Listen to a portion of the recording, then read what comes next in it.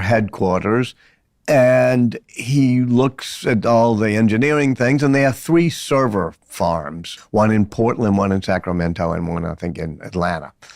And he does the calculus in his head, and he said, we don't really need 3 different redundant server farms.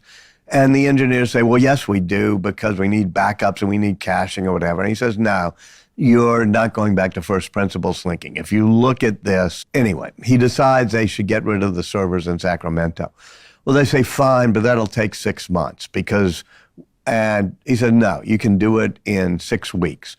And the engineer, and I'm sitting there in the meeting, and he's getting really dark, and they don't know how to deal with him because this is like a month after he took over Twitter, so they don't know this dude. And they're saying, well, no, I'm sorry, Elon, we can't do it. And he'd say, you can do it in 6 weeks. And by the end of the meeting, he said, you can do it in 6 days. He gets really dark, and he decides he's going to fire them. But it's December 23rd, so it's like 2 days before Christmas.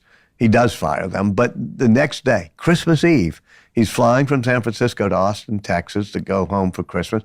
He's with 2 young cousins on the plane who are engineers. And one of them says, why don't we just take those servers out ourselves?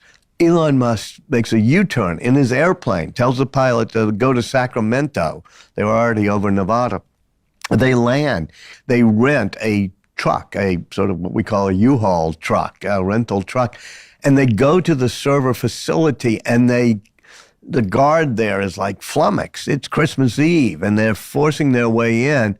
And they're looking at the servers, and one of the engineers says, well, we can't take them out because we need engineers to take off these elevated floors, those floor tiles. And Musk turns to his bodyguard and says, do you got a pocket knife?